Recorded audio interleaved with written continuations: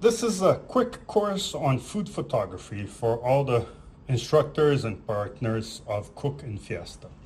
So there are a couple of very basic rules that all food photographers will tell you, so I'm going to sum them up here. The first is the styling, the food styling. Before you start thinking about the shoot, you have to think about what the food was going to look like. You can't have food that have, like bananas that have patches, mangoes that have black spots. You can't have anything that looks bizarre and attracts attention. That's what people are going to look at. So work with the ideal version of each plate or whatever it is you're going to photograph. If, for instance, you're going to take a photo of a soup, drain out, use a spoon to drain out some of the water so that the elements in the soup bubble or show up floating on at the water level. The second thing is also part of the food styling. For instance, in this case, in this banana, we need to chop this weird part of the banana out. So now we've cut out that weird part of the banana. It's a little tougher than I thought. I'm trying to do this with one hand while holding the video camera. The second thing is don't use direct lighting or hard lighting as they call it, right? Anything that's one point of light is considered hard lighting. So for instance, a photo of a banana like this doesn't look, or whatever it is you're photographing doesn't look good because we have hard lights, hard shadows. These are the hard shadows. The colors may look bright and lovely, but most foods don't look so well when photographing in the sun or with one single point of light. So what we look for is soft white light. So if we photograph it over here, we still have blue lights coming in from the sky. So let's see what this photo would look like. Okay, we take a photo like this, but it's still not ideal. The best is for you to wait for a cloudy day or to close your white curtains and take a photo of whatever it is you're going to photograph. So for instance, I have this balcony. I'm going to close this curtain over here and then look at this. Now we have soft indirect lights and it's white light because of these white curtains, right? So what are we going to do? We're going to photograph like this. Okay, that's the first thing. Have the light come from behind, either directly from behind or from the side, but behind the object. Okay, this helps a lot. Okay, so let's take a photo of this. If this plate was like this, the banana would be hidden. So we don't want that. We want to photograph from this side. I don't like photographing from the side unless it's a burger or a sandwich that has piles of different meats and food or ingredients, or like a lasagna. And also I don't like taking photos from above because it kind of flattens out.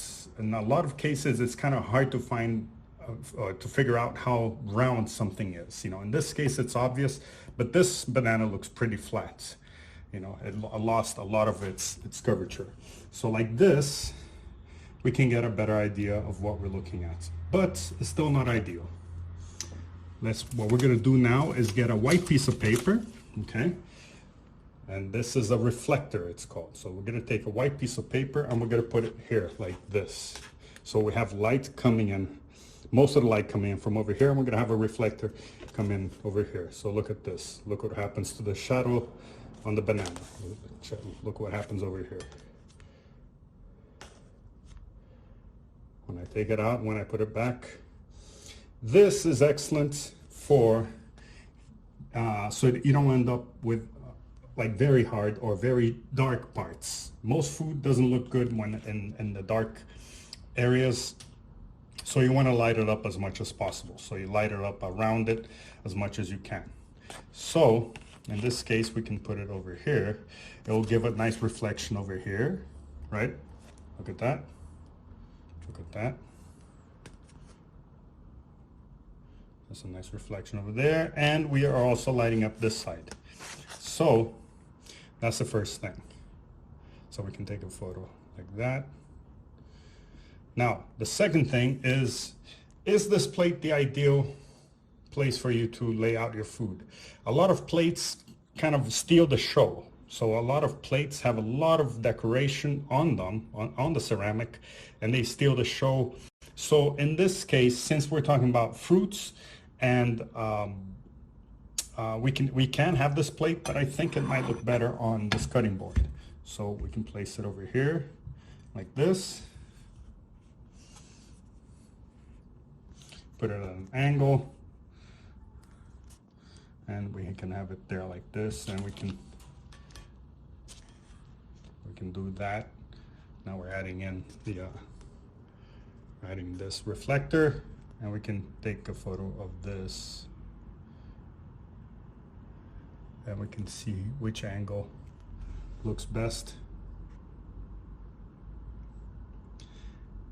I don't like to use the 0.5 zoom because it makes everything look distorted. So I click on 1 and move back, or even 2 and move back. But this makes it look too flat. It's become a trend in a lot of food photography recently. But you know, just with a standard focus of 1x, that should be enough for you to get an idea. So in this case, this orange had the green part pointing to us. I'm gonna move it so that we can kind of see that it's an orange, and I'm gonna put the nice part of the banana facing us over here, and just I'll have a little bit of the green show up, just a little bit of the green show up over here. So let's take a photo over here, and above. And depending on what you're using, you may want, especially when you're listing out ingredients, you do want a photo from above most of the time. If you want something for the cover of a food magazine, then you know this half angle, not flat, not above, not flat like this, right? That's one angle, but it's not ideal. Last but not least is you have to watch out for what's going on around your food. Because when we're focused on the food and photographing food, we kind of focus just on that, and we kind of forget to check what's going on around it. But really, once I take this photo, then afterwards, when I look at it, I'm going to realize that there is some weird objects around it. So remove all weird objects from around it and focus just on what it is that you're going to photograph. So that's the summary of food photography. 1, soft white lighting, and have it behind the object that you're photographing, or coming in from the side, behind and the side, but not from the front. If I take a photo like this, then everything that's here in the front is well lit, and things in the back kind of get flattened out just because it looks like flash photography. So this would be an example, you know, where if we photograph something like this, everything becomes a lot more dimensional, because we have shade coming in over here. Everything, we can have a good idea of the shape of things. And in this case, banana and oranges, people are very familiar, but when you're taking photos of whatever it is that you cooked, it's kind of hard to figure out what you're looking at each of those items. So this shade helps. This shading helps, and also the reflector, also that you can fill in. Look at that. Look at that. You can put like something over here, or over. You try putting the reflector in different angles, right? So you can test them out. But usually something like this works very well. Look at that. And then the food styling, so that you don't have weird things disrupting or catching people's attention when they should be looking at the dish and not just one weird thing. And last but not least, you want things to pop. So since we're talking about food, we want different colors. You know, usually the more colors on a food, red, green, Yellow, orange, those play very well. Blues don't play so well. You know, most people don't associate blue with food, unless of course it's an ice cream or a dessert or a juice or something like that. But most savory dishes, you know, and ingredients aren't blue. So if you made risotto, right, with just white fish, so everything is white. So you're gonna need to angle, put the risotto over here, get light coming in from over here so that you can have the rice lumps pop up. Otherwise, everything is just become white, like a white oatmeal, and that's not what you want to show. You want to show a risotto. So, and the other thing regarding food styling is you can sprinkle some pops, you know, some color pops like coriander leaves, some peppers, you know, anything that's red or green usually plays very well, especially on white. So that's the summary of food photography by Cook in Fiesta.